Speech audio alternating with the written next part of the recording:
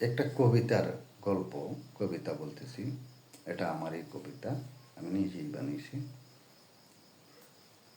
হারানোর মানুষ যদি চলে যায় কখনো, যদি কখনো তুমি ফিরে পাও, হারানোর মানুষকে কখনো এনো না ডেকে ফিরে। সেই মানুষ চলে গেছে তোমার জীবন থেকে, কখনো আনবে না তুমি তোমার জীবনে। হারিয়ে গেছে বহু আগে, কেন আনবে তুমি তাকে ভালোবেসে?